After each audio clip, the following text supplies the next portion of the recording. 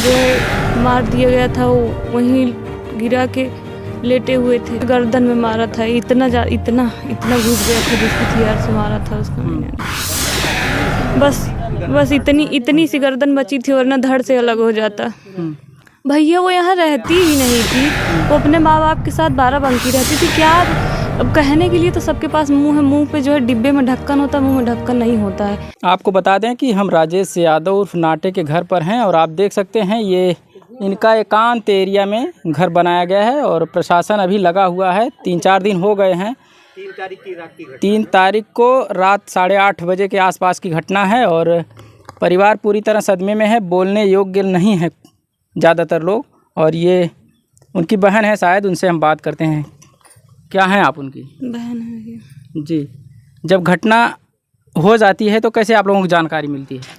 Sir, पहले कोई phone करता है, उधर कोई देखता है, गांव वाला कोई फ़ोन करता है, मतलब उनके छोटे बेटे के पास फ़ोन करता है, तो वो चिल्लाते हुए चला जाता है बाहर, घर से किसी से बताता भी नहीं है कि हाँ ऐसा कुछ सुनाई दिया है।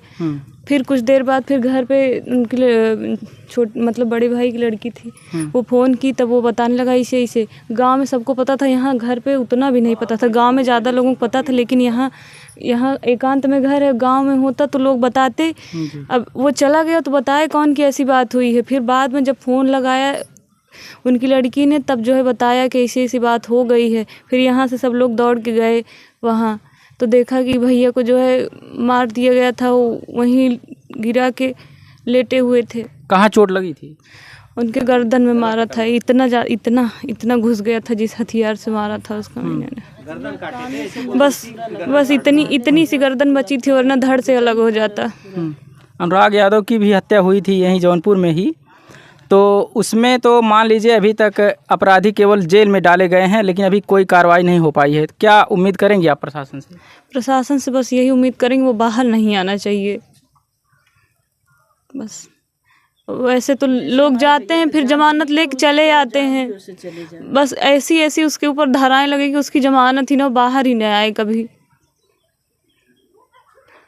क्या वो समाजवादी पार्टी के नेता थे, ऐसा कुछ खबर चली है? नहीं भैया, ऐसा मतलब सब वोट करने के लिए सबको अपना अपना मंतव्य रहता है।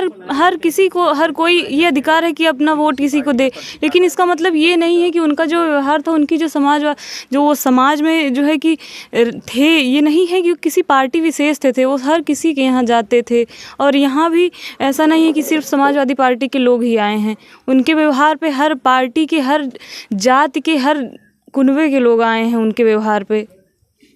और कोई किसी से न जोड़ा जाए। हम तो हाथ जोड़ के सबसे रिक्वेस्ट करेंगे कि उनको राजनीति से न जोड़ा जाए। वो समाज में सबको सेवा के भाव से, सबसे प्रेम से रहते थे। बस उनको राजनीति से न जोड़ा जाए, किसी पार्टी विशेष से नहीं थे। बूथ अध्यक्ष तो सबको बहुत सारे गांव में बनाए जाते हैं। इसका मतलब ये नहीं है कि वो ये नहीं थे। उनको इतना बड़ा उनका परिवार था, अपना परिवार संभालते ही राजनीति करते। कैसे जो है लोग इल्ज़ाम लगा रहे हैं, समझ में नहीं आ रहा है। ऐसी बातें कर रहे हैं। अब हम लोग समझ ही नहीं पा रहे हैं कि अब बोलें क्या, किसको क्या कितना किसको जवाब देंगे। कुछ लोग खबर चलाए हैं प्रेम प्रसंग का मामला, ऐसा कुछ था। भैया वो यहाँ रहती ही नहीं थी, वो अपने माँ बाप के साथ बाराबंकी रहती थी। क्या अब कहने के लिए तो सबके पास मुंह है, मुंह पे जो है डिब्बे में ढक्कन होता है, मुंह में ढक्कन नहीं होता है। कोई भी कहीं भी मुंह खोल सकता है। किसका मुंह हम लोग पकड़ेंगे? अब तो भैया चले गए हैं, जिसका जो मन कर रहा है बोल रहा है। बस प्रशासन आपका साथ दे रहा है?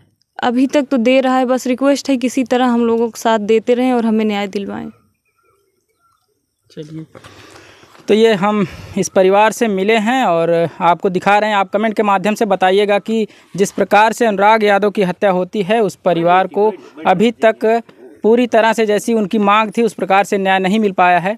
हम आपके कमेंट से उम्मीद करेंगे कि आप लोग कमेंट करके बताइए कि इस परिवार के साथ किस प्रकार का न्याय मिले और दोषियों को कड़ी से कड़ी सज़ा मिल सके।